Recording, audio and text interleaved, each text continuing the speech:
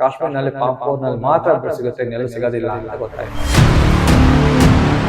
15-20 ದಿನದೊಳಗಡೆ ಎಲ್ಲ ಕಡೆಗಳಲ್ಲಿ ಹೂವು ಬಂತು.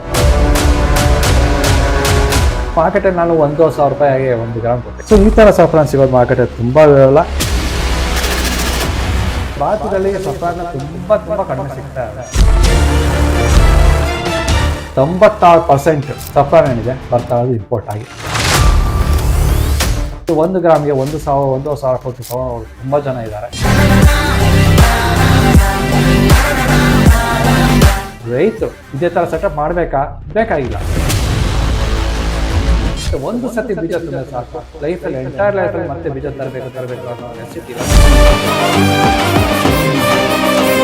ಸೊ ಇದರಲ್ಲಿ ಲಾಭಾಂಶ ಇದೆ ಹೊರತು ನಷ್ಟಾಂಶ ಇಲ್ಲ, ಬಟ್ ಪೇಷನ್ಸ್ ಬೇಕು. ನಮ್ಮ ಹೆಸರು ಲೋಕೇಶ್ ಅಂದ್ಬಿಟ್ಟು. ನಾವು ಸಂಪನ್ಮೂಲ ವ್ಯಕ್ತಿಗಳನ್ನು ರಿಸೋರ್ಸ್ ಪರ್ಸನ್ ಅಂತ ಕರೀತಾರೆ ನಮ್ಮನ್ನು. ಅದೇ ಸಫ್ರಾನ್ಗೆ ಕೇಸರಿಗೆ ತುಂಬ ಬೆಳೆ ಇದೆ ಅಂತ ಗೊತ್ತಾಯ್ತು ಮಾರ್ಕೆಟಲ್ಲಿ.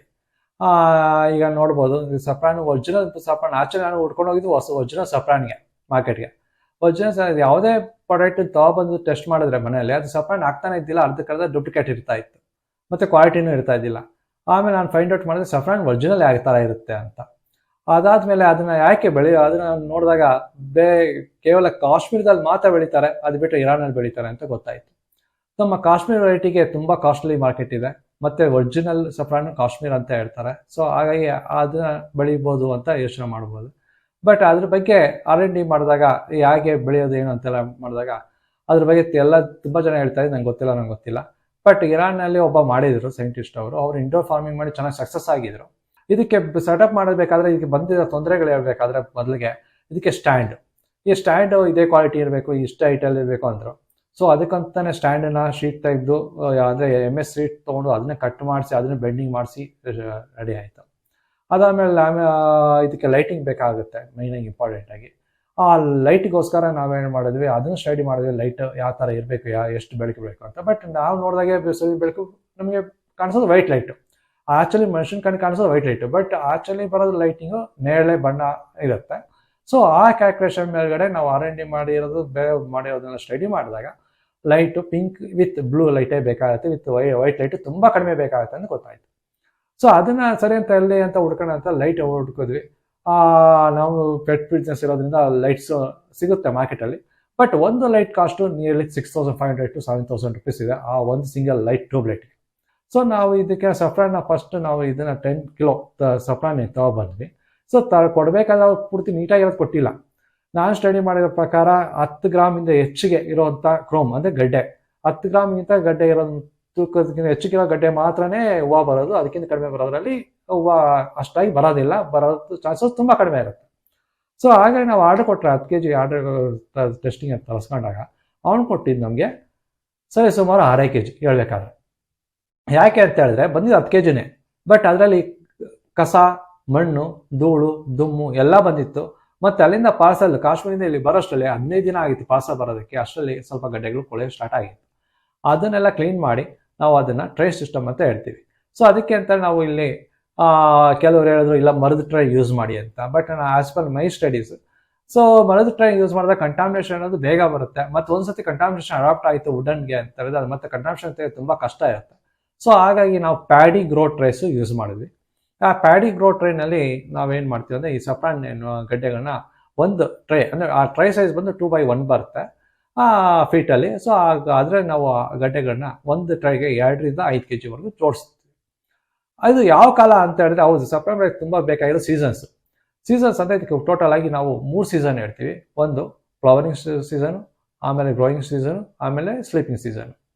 ಸೊ ಸಫ್ರಾನ್ ಯಾವ ಗಡ್ಡೆನೂ ಅಷ್ಟೇ ನಿಮಗೆ ವರ್ಷ ಪೂರ್ತಿ ಸಿಗೋದಿಲ್ಲ. ಸಿಗೋದು ನಿಮಗೆ ಸೆಪ್ಟೆಂಬರ್ ಅಥವಾ ಆಗಸ್ಟ್ ಎಂಡಿಂದ ಸೆಪ್ಟೆಂಬರ್ ಫಸ್ಟ್ ವೀಕ್ ಅಥವಾ ಸೆಕೆಂಡ್ ವೀಕಲ್ಲಿ ಮಾತ್ರ ಗಡ್ಡೆ ಸಿಗುತ್ತೆ. ಸೊ ಆ ಗಡ್ಡೆ ತಂದ ನಂತರ ಅದನ್ನು ವಾಶ್ ಮಾಡಿ ಆ ಟ್ರೈನಲ್ಲಿ ಜೋಡಿಸ್ಬಿಟ್ಟು ಆಮೇಲೆ ಅದಕ್ಕೆ ಬೇಕಾಗಿರೋ ಟೆಂಪ್ರೇಚರ್ 17 ಡಿಗ್ರಿ ಏನಿದೆ ಅದನ್ನು ಸೆಟ್ ಮಾಡಬೇಕಾಗತ್ತೆ.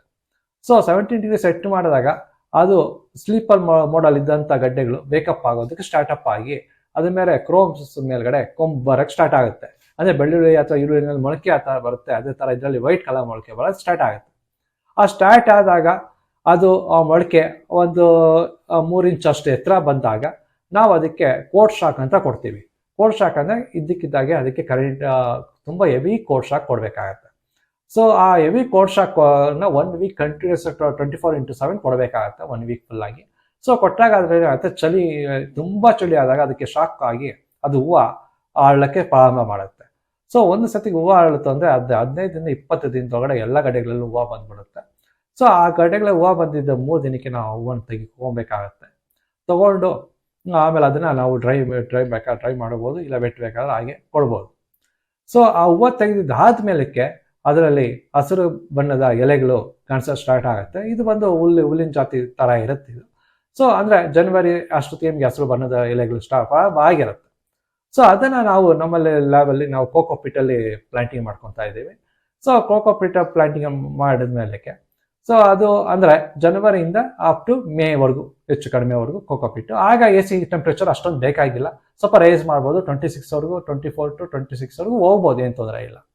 ಸೊ ರೈಸ್ ಮಾಡಿರ್ತೀವಿ. ಸೊ ಅಲ್ಲೇನಾಗುತ್ತೆ, ಒಂದು ಗಡ್ಡೆಯಿಂದ ಸರಿಸುಮಾರು 5ರಿಂದ 10 ಬೇಬೀಸ್ ಕೊಡುತ್ತೆ. ಅಂದ್ರೆ ಡಾಟರ್ ಕ್ರೋಮ್ಸ್ ಅಂತ ಹೇಳ್ತೀವಿ. ಅಂದ್ರೆ ಅದು ಮರಿ ಹಾಕೋದು ಪ್ರಕ್ರಿಯೆನಲ್ಲಿ ಸೇಮ್ ಬೆಳ್ಳುಳ್ಳಿ ಆ ಥರ ಒಂದು ಗಡ್ಡೆ ಉಣಿದ್ರೆ 16 ಗಡ್ಡೆ ಬರುತ್ತೋ ಸುತ್ತಲೂ, ಅದೇ ಥರ ಇದರಲ್ಲೂ ಅಷ್ಟೇ ಒಂದು ಗಡ್ಡೆ ಸುತ್ತಲೂ 4-5 ಗಡ್ಡೆಗಳು ಉಟ್ಕೊಂಡು ಪ್ರಾರಂಭ ಮಾಡುತ್ತೆ. ಸೊ ಅಂದ್ರೆ ಈ ವರ್ಷ ನೀವು 10 kg ಗಡ್ಡೆ ತಂದಿದ್ದೀರಾ ಅಂದ್ರೆ ಮುಂದಿನ ವರ್ಷಕ್ಕೆ 40ರಿಂದ 50 kg ಆಗೋ ಚಾನ್ಸಸ್ ಇರುತ್ತೆ ಆ ಗಡ್ಡೆ. ಸೊ ಅದು ಮುಂದಿನ ವರ್ಷ ಆದ ಗಡ್ಡೆ ನಾವು ಮತ್ತೆ ರೀಪ್ಲಾಂಟಿಂಗ್ ಮಾಡ್ಕೊಂಡಾಗ ಮತ್ತೆ ಹೂವು ಬರೋಕ್ಕೆ ಪ್ರಾರಂಭ ಆಗುತ್ತೆ. ಈ ಮೇ ತಿಂಗಳಾದ್ಮೇಲೆ ಏನಾಗುತ್ತೆ, ಮೇ ತಿಂಗಳಲ್ಲಿ ಅದು ಒಣಗಕ್ಕೆ ಪ್ರಾರಂಭ ಆಗುತ್ತೆ, ಎಲೆಗಳೆಲ್ಲ ಒಣಗಕ್ಕಾಗ, ಅಂದ್ರೆ ಅದು ಸ್ಲೀಪಿಂಗ್ ಮೋಡ್ಗೆ ಹೋಗ್ತಾ ಇದೆ ಅಂತ ಅರ್ಥ. ಸೊ ಸ್ಲೀಪಿಂಗ್ ಮೋಡ್ಗೆ ಹೋಗೋ ಟೈಮಲ್ಲಿ ನಾವು ಅದಕ್ಕೆ ಯಾವುದೇ ಥರ ನೀರಾಗಲಿ ಏನೇ ಕೊಡೋಕೆ ಹೋಗಬಾರ್ದು. ಸೊ ಆ ನೀರು ಕೊಡದಿರ ಅದು ಹಾಗೇನೆ ಅದು ಒಣಗುತ್ತೆ. ಒಣಗಿದ ಮೇಲೆ ಮತ್ತೆ ಸೆಪ್ಟೆಂಬರ್ ಪೂರ್ತಿಯಾಗಿ ಒಣಗೋಗಿರುತ್ತೆ. ಆಗ ಅದಕ್ಕೆ ಫುಲ್ ಒಂದು ಲೈಫ್ ಸೈಕಲ್ ಮುಗೀತು ಅಂತ ಅರ್ಥ. ಆಗ ಸೆಪ್ಟೆಂಬರ್ ಮತ್ತೆ ತೆಗೆದು ವಾಶ್ ಮಾಡಿ ಕ್ಲೀನ್ ಮಾಡಿ ಮತ್ತೆ ಇದನ್ನ ನಾವು ಇಟ್ಕೊಂಡ್ಬರ್ತೀವಿ. ಇಲ್ಲಿ ವಾಷಿಂಗು ಕ್ಲೀನಿಂಗ್ ಮಾಡಬೇಕಾದ್ರೆ ನಾವು ಇಲ್ಲಿ ಇದಕ್ಕೆ ಯೂಸ್ ಮಾಡೋಂಥದ್ದು ಫಂಗಿಸೈಡ್ ಅಥವಾ ಇನ್ಸೆಕ್ಟಿಸೈಡ್ ಜನರಲ್ ಆಗಿ ಮಾರ್ಕೆಟಲ್ಲಿ ಏನು ಸಿಗುತ್ತೆ ಅದನ್ನು ಯೂಸ್ ಮಾಡ್ಕೊಬೋದು. ಮತ್ತೆ ಗ್ರೋಯಿಂಗ್ ಸ್ಟೇಜಲ್ಲಿ NPK ಗೊಬ್ಬರ ಏನು ಬರುತ್ತೆ 20-20-20 ಅಥವಾ 19-19-19 6 ವರ್ಷದ್ದು ಬೇಕಾದರೂ ಇದಕ್ಕೆ ಯೂಸ್ ಮಾಡಿ ಸ್ಪ್ರೇ ಮಾಡಿದ್ರೆ ಅದು ಈಡು ಚೆನ್ನಾಗಿ ಬರುತ್ತೆ. ಮತ್ತು ನಾವು ಫಸ್ಟ್ ಹೊತ್ತು ಈಡ್ತಾ ಇದ್ದಾಗ 20 ಗ್ರಾಮ್ ಅಷ್ಟು ಕಾಶ್ಮೀರ ಸಫ್ರಾನ ನಾವು ತೊಗೊಂಡ್ವಿ. ಮತ್ತು ಇದು ಮಾರ್ಕೆಟಲ್ಲೂ ಅಷ್ಟೇ ನನಗೆ ಬೆಳೀತಾ ಇರಬೇಕಾದ್ರೆ ನಮ್ಮ ಫ್ರೆಂಡ್ಸ್ ಸರ್ಕಲ್ ಸ್ವಲ್ಪ ಹೇಳಿದ್ದೆ ಈ ಥರ ಎಲ್ಲ ಬೆಳೀತಾ ಇದ್ದೀವಿ ಅಂತ. ನಮ್ಮ ಸ್ಟೂಡೆಂಟ್ಸ್ ಕೆಲವರು ಅಂಡಮಾನಲ್ಲಿ ಇದ್ದಾರೆ. ಸೊ ಅವ್ರು ನೋಡಿಸ್ಕೊಳ್ಳಿಲ್ಲ, ನಮಗೆ ಅಂಡಮಾನಿಗೆ ಬೇಕು ಅಂತ ಡಿಮ್ಯಾಂಡ್ ಮಾಡಿದ್ರು. ಸರಿ ಅಂತೇಳಿ ನಾವು ಫ್ಲವರ್ ಸಮೇತ ಕೊಟ್ವಿ ಅವರಿಗೆ. ಅದನ್ನು ಯಾವುದೇ ಥರ ನಾವು ಕಟ್ ಮಾಡಿ ಇದು ಮಾಡಿ ಬರೀ ಸಪ್ರೇಟ್ ತೆಗೆದಿಲ್ಲ. ಸೊ ಮಾರ್ಕೆಟಲ್ಲಿ ನಾನು 1,500 ರೂಪಾಯಿಗೆ 1 ಗ್ರಾಮ್ ಕೊಟ್ಟೆ. ಕೇಳ್ಬೋದು 1,500 ರೂಪಾಯಿ ಆಗುತ್ತಾ, ಅಷ್ಟೊಂದು ಬೆಲೆ ಇದೆಯಾ ಮಾರ್ಕೆಟಲ್ಲಿ ಅದಕ್ಕೆ? ಹೌದು, ಒರಿಜಿನಲ್ ಸಫ್ರಾನ್ಗೆ ಬೆಲೆ ಇದೆ ಮಾರ್ಕೆಟಲ್ಲಿ. ಒರಿಜಿನಲ್ ಸಫ್ರಾನ್ ಅಂದಾಗ ಅದಕ್ಕೆ ನಾನು ತೋರಿಸ್ತೀನಿ ಈಗ ತದನಂತರ ನಿಮಗೆ ಒರಿಜಿನಲ್ ಸಫ್ರಾನ್ಗೂ ಯಾವ ಥರ ಇರುತ್ತೆ ಮತ್ತು ಡೂಪ್ಲಿಕೇಟ್ ಸಫ್ರಾನ್ಸ್ ಯಾವ ಥರ ಇರುತ್ತೆ ಅಂತ ಅದ್ರಲ್ಲಿ ನಿಮಗೆ ಅಭ್ಯಾಸ ಗೊತ್ತಾಗ್ಬೋದು. ಆಗಲಿ ನಾನು ನಿಮಗೆ ತೋರಿಸ್ತೀನಿ ನೀವು ಒರಿಜಿನಲ್ಲು ಮತ್ತು ಡೂಪ್ಲಿಕೇಟ್ಗೂ ವ್ಯತ್ಯಾಸ. ಸೊ ನೋಡಿದಾಗ ನಿಮ್ಗೆ ಗೊತ್ತಾಗುತ್ತೆ ಒರಿಜಿನಲ್ ಯಾವುದು ಡೂಪ್ಲಿಕೇಟ್ ಯಾವುದು ಅಂತ. ಸೊ ಇದು ಕೂಡ ಇದನ್ನು ಸಫ್ರಾನ್ ಅಂತಾರೆ, ಇದನ್ನು ಸಫ್ರಾನ್ ಅಂತಾರೆ, ಇದು ಒರಿಜಿನಲ್ ಸಫ್ರಾನ್. ಸೊ ಒರಿಜಿನಲ್ ಸಫ್ರಾನ್ಗೂ ಮೊದಲು ನಮ್ಮ ಡೂಪ್ಲಿಕೇಟ್ ಸಫ್ರಾನ್ ಹೇಗಿರುತ್ತೆ ಅಂತ ತೋರಿಸ್ತೀನಿ ನಿಮಗೆ. ನೋಡಿ, ಇದು ಡೂಪ್ಲಿಕೇಟ್ ಸಫ್ರಾನು. ಸೊ ಇದನ್ನ ಸಫ್ರಾನ್ ಅಂತೇಳಿ ಮಾರ್ಕೆಟಲ್ಲಿ ತುಂಬ ಕಡೆ ಸೇಲ್ ಮಾಡುವಂಥ ಸಫ್ರಾನ್. ಈಗ ಮಾರ್ಕೆಟ್ಗೆ ಇನ್ನೊಂದು ದಾಳಿ ಇಟ್ಟಿದೆ. ಇದನ್ನ ಅಮೆರಿಕನ್ ಸಫ್ರಾನ್ ಅಂತಾನು ಮಾಡ್ತಾ ಇದ್ದಾರೆ ಕೆಲವರು. ಇದು ಒಂದು ಹೂವಿನ ಜಾತಿ ಸೇರಿರುವಂಥ ಹೂವಿನ ದಳಗಳಷ್ಟೇ. ಸೊ ಇದನ್ನು ಕೂಡ ಕೆಲವರು ಅಮೆರಿಕನ್ ಸಫ್ರಾನ್ ಅಂತ ಮಾಡ್ತಾರೆ. ಬಟ್ ಇವೆರಡು ಬಣ್ಣನೂ ಸೇಮ್ ಬರುತ್ತೆ ನೀರಲ್ಲಿ ಕಳಿಸಿದಾಗ ಅಥವಾ ಇದು ಮಾಡಿದಾಗ. ಇದಕ್ಕೆ ಪರ್ಫ್ಯೂಮ್ ಹಾಕ್ಬಿಡ್ತಾರೆ, ಸಫ್ರಾನ್ ಪರ್ಫ್ಯೂಮು. ಸೊ ಹಾಗೆ ಇದನ್ನ ಒರಿಜಿನಲ್ ಅಂತ ಜನ ತಿಳ್ಕೊಂತಾರೆ. ಈ ವೆರೈಟಿನ ತುಂಬಾ ನಾವು ಮಾರ್ಕೆಟಲ್ಲಿ ನೋಡ್ತೀವಿ. ಇದು ಸ್ವಲ್ಪ ಈಗ ಮಾರ್ಕೆಟ್ಗಳು ಕಡೆ ಬರ್ತಾ ಇದೆ. ಸೊ ಅದರಲ್ಲಿ ಒರಿಜಿನಲ್ ಸಫ್ರಾನ್ ಅಂದ್ರೆ ನೋಡಿ ಈ ತರ ಇರಬೇಕು. ಈ ಕೊನೆ ಏನಿದೆ ಇದು ಎಡೆ ತರ ಕಾಣಿಸ್ಬೇಕು. 3 ಎಡೆ ಇರುತ್ತೆ ಒಂದು ಹೂಕ್ಕೆ. ಸೊ ಇದನ್ನ ನಾವು ಸಫ್ರಾನ್ ಅಂತ ಕರಿತೀವಿ ಇರೋದನ್ನ. ಮತ್ತೆ ಇದು ಈ ಎಡೆಗೆ 3 ಎಳೆಗೆ ಒಂದೇ ಒಂದು ದಳ ಬಂದಿರುತ್ತೆ. ಮತ್ತೆ ಇದು ಹೂವು ಬಂದು ಬ್ಲೂ ಕಲರ್ ಇರುತ್ತೆ ಆಕ್ಚುಲಿ. ಈಗ ಸ್ವಲ್ಪ ಶೇಡ್ ಆಗಿದೆ ಅಷ್ಟೇ. ಸೊ ಇದು ಪರಾಗ ಅದರದ್ದು. ಸೊ ನಾವು ಮಾರ್ಕೆಟಿಗೆ ಇದೇ ಥರನೇ ಕೊಡ್ತಾ ಇದ್ದೀವಿ, ಯಾಕಂದರೆ ಜನ ನಂಬಬೇಕಾಗುತ್ತೆ. ಮತ್ತು ನಮ್ಮ ಕ್ಲೈಂಟ್ಸ್ ಕೂಡ ಇದೇ ಥರ ಕೇಳಿದ್ರೆ ನಮಗೆ ಒರಿಜಿನಲ್ ಸಫ್ರಾನ್ ಹೂವು ಆಗಿ ಬರುತ್ತೆ, ಆ ಹೂ ಸಮೇತ ಕೊಡಿ, ಆಗ ಒಂದು ನಂಬಿಕೆ ಇರುತ್ತೆ ನಮಗೆಲ್ಲ ಅಂತ. ಸೊ ಹಾಗಾಗಿ ನಾವು ಇದನ್ನು ಕೊಡ್ತಾ ಇದ್ದೀವಿ. ನಾವು ಈ ಥರ ಹೂವನ್ನ 1 ಗ್ರಾಮ್ಗೆ 50ರಿಂದ 60 ಹೂವುಗಳನ್ನ ಒಂದು ಬಾಕ್ಸ್ಗೆ ಹಾಕಿ ಕೊಡ್ತಾ ಇದ್ದೀವಿ. ಸೊ ಈ ಥರ ಸಫ್ರಾನ್ ಸಿಗೋದು ಮಾರ್ಕೆಟಲ್ಲಿ ತುಂಬ ಇರಲ್ಲ. ತುಂಬ ಸಿಕ್ಕಿದ್ರೂ ಅದ್ರ ಬೆಲೆ ತುಂಬ ಕಾಸ್ಟ್ಲಿ ಇರುತ್ತೆ. ಇದು ನೋಡಿ, ಇದಕ್ಕೆ ಆ ಥರ ಯಾವುದೇ ಒಂಥರ ಚಿಹ್ನೆಗಳಿಲ್ಲ. ಸರಿ, ಸುಮ್ಮನೆ ಒಂದು ಕಡ್ಡಿ ಅಥವಾ ಒಂದು ದಾರದ ಥರ ಇರುತ್ತೆ. ಇದು ಬರೀ ಹೂವಿನ ದಳ ಥರ ಇರುತ್ತೆ. ಸೊ ಒರಿಜಿನಲ್ ಸಫ್ರಾನ್ 1 ಗ್ರಾಮ್ ಬರಬೇಕಾದ್ರೆ 450 ಹೂವು ಬೇಕಾಗುತ್ತೆ ಅಥವಾ 450 ಹೂವಿನ ದಳಗಳು ಬೇಕಾಗುತ್ತೆ. ಒಂದು ಸಫ್ರಾನ್ ಹೂವದಲ್ಲಿ ಸರಿಸುಮಾರು 3 ದಳ ಇರುತ್ತೆ. ಸೊ ಅದರಲ್ಲಿ ಆ ದಳನೂ ಡಿವೈಡ್ ಮಾಡ್ತಾರೆ, ಅಂದರೆ ಕ್ವಾಲಿಟಿ ಇದೆ. ಅಂದರೆ ದಳ ಏನಿದೆ ಅದರಲ್ಲಿ ಮೇಲೆ ಬರೋದು ನಗೀನು, ಆಮೇಲೆ ನಗೀನ್ ವೆರೈಟಿ ಅಂತ ಹೇಳ್ತೀವಿ. ಆ ನಗೀನ್ ವೆರೈಟಿ 1500 ಇದೆ. ಅದಕ್ಕಿಂತ ಕೆಳಗಡೆ ಬರೋಂಥ ವೆರೈಟಿಗಳು ರೇಟ್ ಕಡಿಮೆ ಹಾಕೊಂಡು ಹೋಗುತ್ತೆ. ನಮಗೆ ಜನರಲ್ ಆಗಿ ಮಾರ್ಕೆಟ್ ಸಿಗೋದು 4th ಕ್ವಾಲಿಟಿ ಅಂತ ಹೇಳ್ತೀವಿ. ಸೊ ಅದು ನಿಮಗೆ 200 ರೂಪಾಯಿ 300 ರೂಪಾಯಿ ಸಿಗುತ್ತೆ. ಮತ್ತು ಭಾರತದಲ್ಲಿ ಸಫ್ರಾನ್ನ ತುಂಬ ಕಡಿಮೆ ಸಿಗ್ತಾ ಇರೋದು. ಸೊ ನಮ್ಮ ದೇಶದಲ್ಲಿ ನಾವು ಇರಾನಿಂದ ಇಂಪೋರ್ಟ್ ಮಾಡ್ಕೊತಾ ಇದ್ದೀವಿ. ಆಕ್ಚುಲಿ ನಾವು ಹೇಳ್ಬೇಕಾದ್ರೆ ನಮ್ಮ ಭಾರತಕ್ಕೆ ಏನಿರೋ 100 ಟನ್ನಿಗಿಂತ ಜಾಸ್ತಿ ಸಫ್ರಾನ್ ಬೇಕು. ಬಟ್ ನಾವು ಕಲ್ಟಿವೇಷನ್ ಮಾಡ್ತಾ ಇರೋದು ಅಂದರೆ ನಾವಂದರೆ ಇಂಡಿಯಾದಲ್ಲಿ ಕಲ್ಟಿವೇಟ್ ಆಗ್ತಾ ಇರೋದು ಕೇವಲ 3 ಇಂದ 4 ಟನ್ ಮಾತ್ರ ವರ್ಷಕ್ಕೆ. ನೀವೇ ಲೆಕ್ಕ ಹಾಕೊಳ್ಳಿ, ಇನ್ನು 96% ಸಫ್ರಾನ್ ಏನಿದೆ ಬರ್ತಾ ಇರೋದು ಇಂಪೋರ್ಟ್ ಆಗಿ.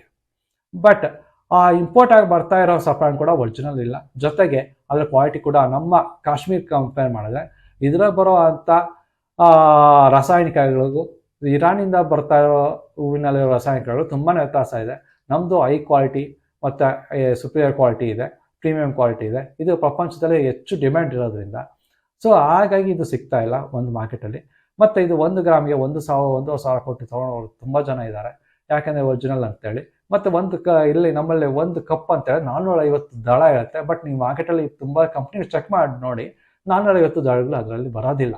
ತುಂಬ 100-150 ದಳ ಇರ್ಬೋದು ಅಷ್ಟೇ 1 ಗ್ರಾಮ್ ಅಂತ ಲೆಕ್ಕ ಹಾಕ್ತಾರೆ ಕೊಡುವಂಥದ್ದು. ಮತ್ತು ಇದು ಲಾಭಾಂಶ ಲೆಕ್ಕ ಹಾಕಕ್ಕೆ ಹೋದರೆ, ಈಗ ನಾನು ಹೆಚ್ಚು ಕಮ್ಮಿ ಸಫ್ರಾನ್ ಮಾಡೋದಕ್ಕೆ ಇದು ಬೀಜ ತರಿಸ್ಕೊಂಡಲ್ಲ, ಆ ಬೀಜದ ಕಾಸ್ಟ್ ಒಂದು 20,000 ಅಂತ ಲೆಕ್ಕ ಇಟ್ಕೊಳ್ತೀನಿ ನಾನು ಅದು ಅಲ್ಲಿಂದ ಬರೋದಕ್ಕೆ. ಮತ್ತು ಇಲ್ಲಿ ಸೆಟಪ್ ಇನ್ನೊಂದು ಟಿಶ್ಯೂ ಖರ್ಚಾಗಂತ ಯೂನಿಟ್ ಸೆಟಪ್ ಮಾಡಿರೋದ್ರಿಂದ ಸ್ವಲ್ಪ ಖರ್ಚು ಕಡಿಮೆ. ಬಟ್ ರೈತರು ಇದೇ ಥರ ಸೆಟಪ್ ಬೇಕಾಗಿಲ್ಲ. ಬೇಕಾದ್ರೆ ಅವರು ಈ ರೇಷ್ಮೆ ಬೆಳೆಯುವಂಥ ದಡೇವು ಅಂತ ಏನು ಕರಿತೀವಿ, ಆ ದಡೇವಾದರೂ ಉಪಯೋಗಿಸ್ಕೊಬೋದು, ಅಥವಾ ಮರದಿಂದ ಮಾಡಿರೋ ಯಾವುದೋ ಒಂದು ಸ್ಟೆಪ್ ಬೈ ಸ್ಟೆಪ್ಸ್ ಬೇಕಾದ್ರೂ ಮಾಡ್ಕೊಬೋದು. ನನ್ನ ಥರನೇ ಇದೇ ಥರನೇ ಮಾಡಿ ಅಂತ ನಾನು ಹೇಳೋದಿಲ್ಲ. ಸಿಂಪಲಾಗಿ ಮಾಡ್ಬೋದು, ಸಿಂಪಲ್ ಟೆಕ್ನಿಕ್ಸ್ ಇದೆ ಬೇಕಾದಷ್ಟು. ಸೊ ಅದ್ರಲ್ಲಿ ಕೂಡ ಮಾಡ್ಕೊಂಬರ್ಬೋದು. ಸೊ ಅದರಲ್ಲಿ ಈ ವರ್ಷ ನಾವೊಂದು ಎಕ್ಸಾಂಪಲ್ಗೆ 1 ಲಕ್ಷ ರೂಪಾಯಿದು ಗಡ್ಡೆ ತರಿಸ್ಕೊಂಡಿದ್ದೀವಿ ಅಂತ ಹೇಳಿದ್ರೆ, ಅಂದರೆ ಸರಿ ಮುಂದಿನ ವರ್ಷಕ್ಕೆ ಅದೇ ಗಡ್ಡೆ ನಿಮಗೆ 4 ಪಟ್ಟು ಆಗಿರುತ್ತೆ. ಅದೇ 1 ಲಕ್ಷ ರೂಪಾಯಿ ಗಡ್ಡೆ ಹೋಗಿ ನಿಮಗೆ 4 ಲಕ್ಷ ರೂಪಾಯಿ ಅಷ್ಟು ಗಡ್ಡೆ ಬಂದಿರುತ್ತೆ.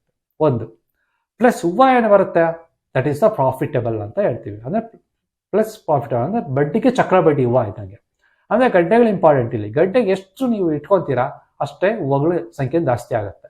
ಉತ್ತರ ಭಾರತದಲ್ಲಿ ಇದರಲ್ಲಿ 1 lakh kg, 2 lakh kg, 3 lakh kg ಅಷ್ಟು ಮಾಡೋರಿದ್ದಾರೆ, ದೊಡ್ಡ ದೊಡ್ಡ ಫಾರಮ್ಗಳಿದೆ. ಬಟ್ ದಕ್ಷಿಣ ಭಾರತದಲ್ಲಿ ತುಂಬ ಕಡಿಮೆ ಮಾಡ್ತಾ ಇರೋದು.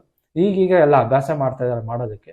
ಲಾಭಾಂಶ ಅನ್ನೋದೇನಿದೆ, ಇಲ್ಲಿ ಗಡ್ಡೆಗಳನ್ನ ದ್ವಿಗುಣ ಮಾಡಿದಾಗ ಅದು ಲಾಭಾಂಶ ಇದೆ. ನೀವೇ ಅಮೆಝಾನಲ್ಲೂ ಚೆಕ್ ಮಾಡಿ ನೋಡ್ಬೋದು. ಒಂದು 4 ಗಡ್ಡೆ ಅಥವಾ 5 ಗಡ್ಡೆ ಪ್ಯಾಕೆಟ್ಗೆ 300-400 ರೂಪಾಯಿ ತೊಗೊತಾ ಇದ್ದಾರೆ ಅಮೆಝಾನ್ ಆನ್ಲೈನಲ್ಲೇ.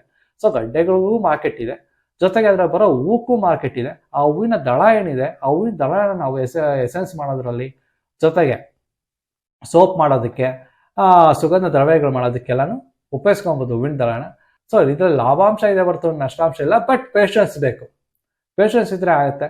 ಮತ್ತು ಇದು ನಾನು ಹೇಳೋದು ಅಡ್ವೈಸ್ ಏನಂದರೆ, ಬರೀ ಸಫ್ರಾನ್ ಒಂದೇ ಮಾಡಿಬಿಡಿ. ಯಾಕಂದ್ರೆ ಸಫ್ರಾನ್ ಇರೋದು ವರ್ಷಕ್ಕೆ ಒಂದೇ ಸತಿ ಬೆಳೆ ಆಗೋದು, ಅಂದರೆ ನವಂಬರಿಂದ ಡಿಸೆಂಬರ್ ಒಳಗಡೆ. ಆಮೇಲೆ ಅದಕ್ಕೇನು ಬೆಳೆ ಇರೋದಿಲ್ಲ.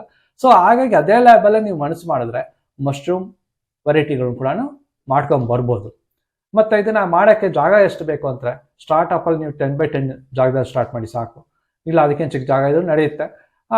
ಅದಕ್ಕೇನು ಹೆಚ್ಚು ಜಾಗಗಳು ಅಥವಾ ಹೆಚ್ಚು ಸ್ಥಳಾವಕಾಶ ಬೇಕು ಅಂತೇನಿಲ್ಲ. ಮತ್ತು ಎಷ್ಟು ಮಾಡ್ಬೋದು 10x10 ಅಂತ ಕೆಲವು ಕ್ವಶನ್ಸ್ ಇರುತ್ತೆ. ಸೊ 10x10 ಸೈಜಲ್ಲಿ ಹಾಕೊಂಡ್ರೆ ಒಂದು ರೂಮಲ್ಲಿ 1,000 kgವರೆಗೂ ಜೋಡಿಸ್ಬೋದು. ಯಾಕೆ ಅಂದರೆ ಹೆಂಗಾಗುತ್ತೆ ಅಂತ ಹೇಳಿದ್ರೆ, ನಾವು ಮಲ್ಟಿ ಸ್ಟೇಜ್ ಟೆಕ್ನಾಲಜಿ ಯೂಸ್ ಮಾಡ್ತೀವಿ, ಏರೋಪಾನಿಕ್ ಟೆಕ್ನಾಲಜಿ ಯೂಸ್ ಮಾಡ್ತೀವಿ. ಸೊ ಮಲ್ಟಿ ಸ್ಟೇಜ್ ಟೆಕ್ನಾಲಜಿಯಿಂದ ಈ ಒಂದು ಪಿಲ್ಲರ್ ಒಂದೊಂದು ಅಡಿಗೆ ಒಂದೊಂದು ಗ್ಯಾಪಿಂಗ್ ಇರುತ್ತೆ ಅಷ್ಟೇ. ಸೊ 10x10 ನೀವು ಓಡಾಡೋಕ್ಕೆ ಒಂದು 2 ಅಡಿ ಬಿಟ್ಕೊಂಡ್ರು ಮಿಕ್ಕಿದ 10x8 ತೊಗೊಂಡ್ರೆ 82 ಸ್ಕ್ವೇರ್ ಫೀಟ್ ಆಗುತ್ತೆ. ಆ 80 ಸ್ಕ್ವೇರ್ ಫೀಟಿಂದ ನೀವು 10 ಸ್ಟೇಜ್ ಮಾಡ್ಕೊಂಡ್ರೆ 800 ಸ್ಕ್ವೇರ್ ಫೀಟ್ ಆಗೋಯ್ತು. ಸೊ 800 ಸ್ಕ್ವೇರ್ ಫೀಟ್ 1,000 kg ಆರಾಮ್ಸೆ ಹಿಡಿಯುತ್ತೆ. ನಮ್ಮ ಉದ್ದೇಶ ರೈತರು ಸ್ವಲ್ಪ ಇಂಪ್ರೂವ್ ಆಗಬೇಕು ಅನ್ನೋದು ಅಷ್ಟೇ ನಮಗೆ ಮೈನ್ ಆಗಿ ಇರೋ ಉದ್ದೇಶ. ಸೊ ಹಾಗೆ ಯಾರು ಬೇಕಾದ್ರೂ ಬಂದು ಮೀಟ್ ಮಾಡ್ತೀವಿ. 15 ದಿನದೊಳಗಡೆ ಎಲ್ಲ ಕಡೆಗಳಿಗೂ ಹೂವು ಬಂದು ಮಾರ್ಕೆಟಲ್ಲಿ ನಾನು 1,000 ರೂಪಾಯಿಗೆ 1 ಗ್ರಾಮ್ ಕೊಟ್ಟೆ. ಸೊ ಈ ಥರ ಸಫ್ರಾನ್ ಸಿಗೋದು ಮಾರ್ಕೆಟಲ್ಲಿ ತುಂಬ ಇರೋಲ್ಲ. ಭಾರತದಲ್ಲಿ ಸಫ್ರಾನ್ನ ತುಂಬ ಕಡಿಮೆ ಸಿಗ್ತಾ ಇದೆ. 96% ಸಫ್ರಾನ್ ಏನಿದೆ ಬರ್ತಾ ಇರೋದು ಇಂಪೋರ್ಟ್ ಆಗಿ. 1 ಗ್ರಾಮ್ಗೆ 1,000 ಕೊಟ್ಟು ತಗೊಳ್ಳೋರು ತುಂಬ ಜನ ಇದ್ದಾರೆ. ರೈತರು ಇದೇ ಥರ ಸೆಟಪ್ ಮಾಡಬೇಕಾ? ಬೇಕಾಗಿಲ್ಲ. ಒಂದು ಸತಿ ಬೀಜ ತಂದ್ರೆ ಸಾಕು, ಲೈಫಲ್ಲಿ ಎಂಟೈರ್ ಲೈಫಲ್ಲಿ ಮತ್ತೆ ಬೀಜ ತರಬೇಕು ಅನ್ನೋ ನೆಸಿಟಿ ಇಲ್ಲ. ಸೊ ಇದರಲ್ಲಿ ಲಾಭಾಂಶ ಇದೆ ಹೊರತು ನಷ್ಟಾಂಶ ಇಲ್ಲ, ಬಟ್ ಪೇಷನ್ಸ್ ಬೇಕು. ರೈತ ಅನ್ನ ಕೊಡುವ ದಾತ ಜೀತ